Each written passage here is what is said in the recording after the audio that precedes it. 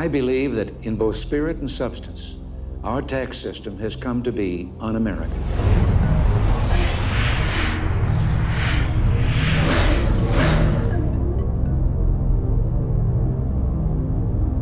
I'm Irwin Russo. Do you pay an income tax? Yes, I do. You do? Yeah. Have you ever seen a law that requires you to pay an income tax?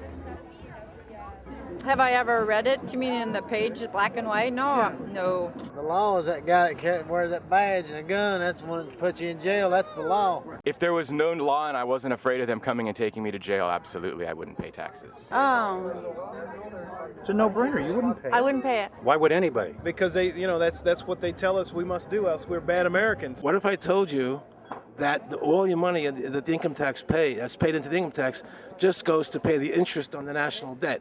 That's incredible.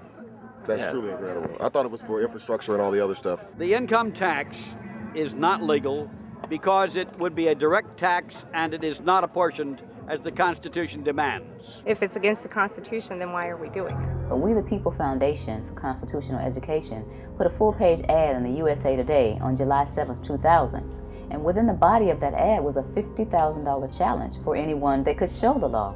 And to me, $50,000 is a lot of money. So I went after that and did the research based on the fact that I thought, let's put this baby to bed. I'm hearing all these rumors, I'm gonna kill two birds with one stone. I'll answer these people's questions that are asking me, and then I'll win this $50,000. And based on the research that I did throughout the year 2000 and that I'm still doing, I have not found that law. I've asked Congress, we've asked a lot of people in the IRS commissioners. They can't answer, because if they answer, the American people are gonna know that this whole thing is a fraud. I made a decision to go to Washington.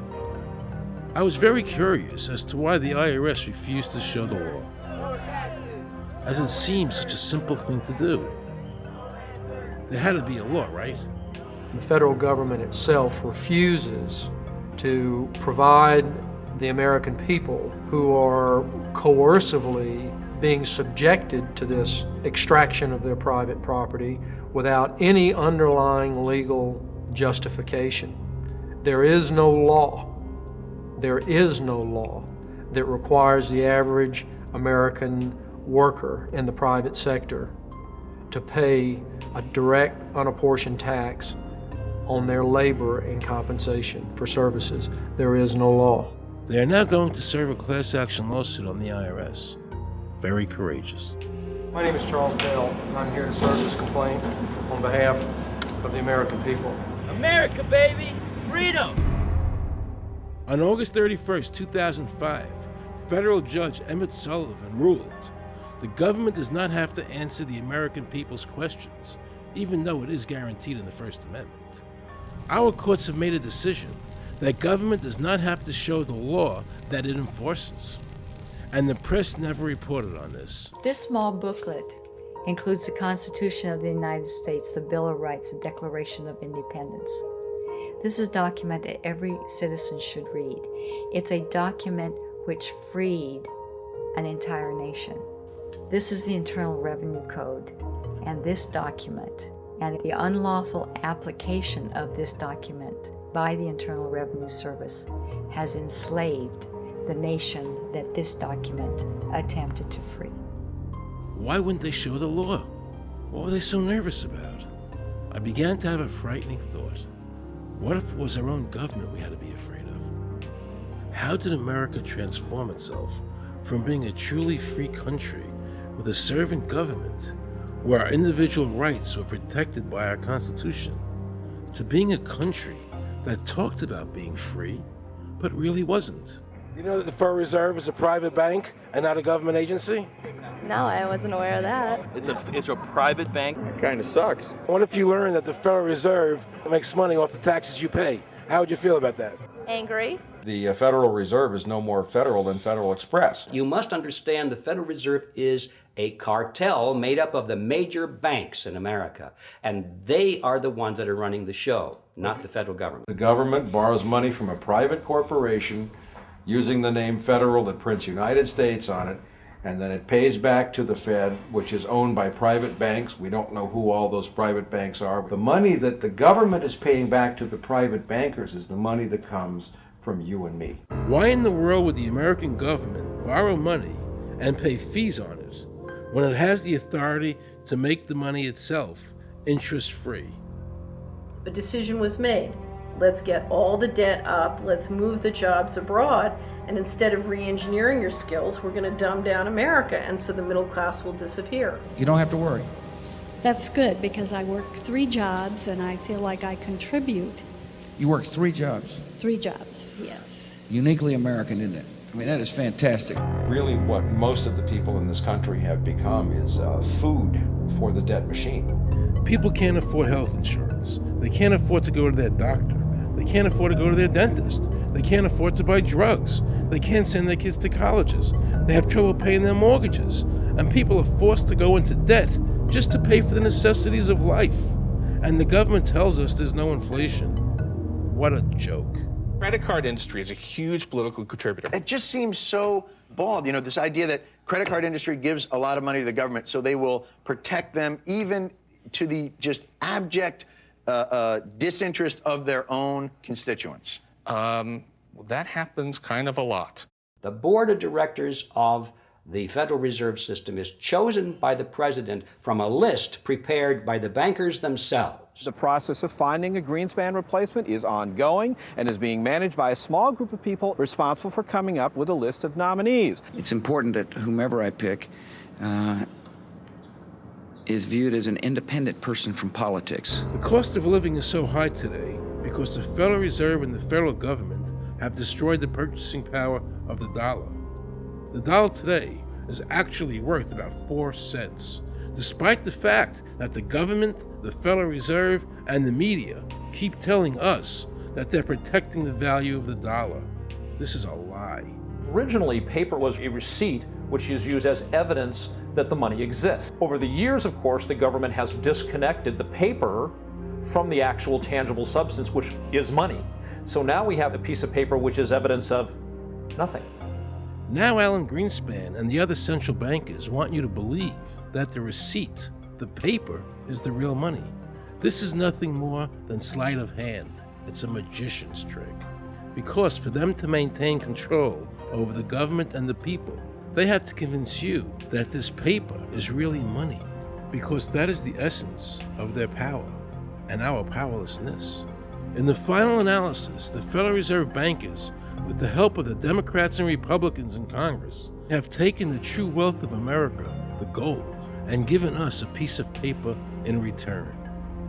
And again, not a word from the press. President Bush has signed executive orders giving him sole authority to impose martial law and suspend habeas corpus.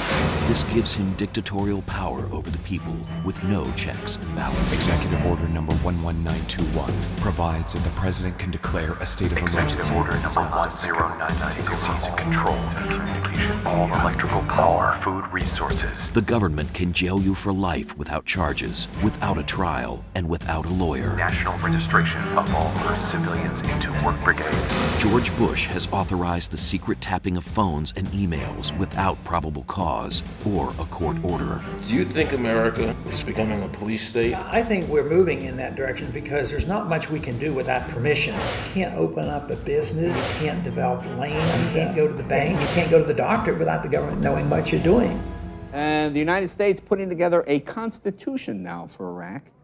Why don't we just give them ours? I mean, think about it. It's served us well for over 200 years, and we don't appear to be using it anymore, so what the hell? I just want to assure the American people that, one, I've got the authority to do this. American people expect us to protect them and protect their civil liberties. I'm going to do that. Preserve, protect, and defend the Constitution of the United States. The Constitution of the United States. So help me God. So help me God. So help me God.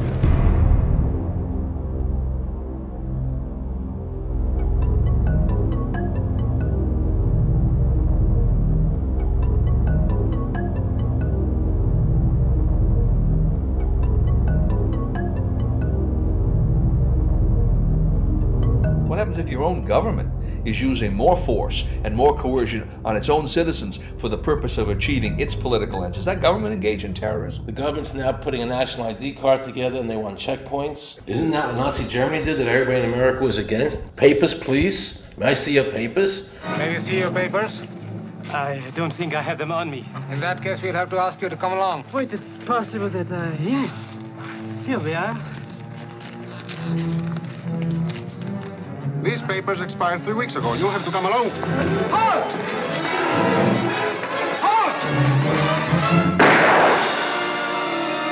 The national ID card will be connected with our driver's licenses. The states will be instructed on exactly what they have to do. Social security numbers will be used. Some type of a physical proof, such as fingerprints or retinal prints, have to be on it.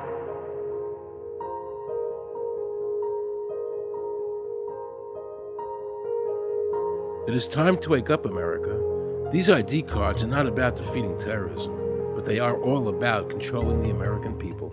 RFID is a technology that uses tiny computer chips the size of a grain of sand or even smaller, hooked up to miniature antennas to transmit information about items at a distance. Essentially, their dream is to put one of these tiny computer chips on every physical item manufactured on planet Earth. The latest technology for identifying people when they make purchases is actually the implantable chip that you can embed directly into human flesh. It's a tiny glass capsule about the size of a grain of rice. It contains an RFID computer chip, and it can transmit information also at a distance. Homeland Security folks, the Department of Defense, and others have expressed an interest in being able to more closely monitor the U.S. populace. And one way to do that, of course, would be being able to determine who buys what and where they take those things. They were talking about having reader devices in every airport, on every bus, on every train, on every port, on every dock. One of the most worrisome applications of RFID are proposals to put them into cash. You would be able to track every banknote, where it had been, who it had been issued to, and create, in essence, an audit trail. Once everything you do is tied down to a single number and there is no longer the ability to pay with cash, then all it takes to render you a non-citizen is to simply turn that chip off. So through the implementation of the Federal Reserve System, the American citizen is now being digitized. They can deduct whatever amount of money they want out of your digits. They can trace you whenever they want. God forbid we allow this to happen in America.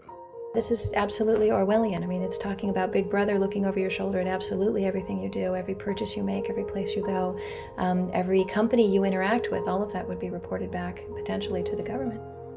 Have we become so controlled and so ignorant about our rights that big institutions and big government can do whatever they want with us, even without our approval?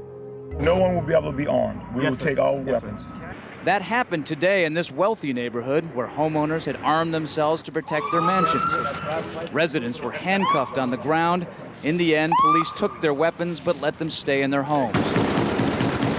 Walking up and down these streets, you don't want to think about the stuff that you're gonna have to do. Now we can see a new world coming into view. A world in which there is the very real prospect of a new world order.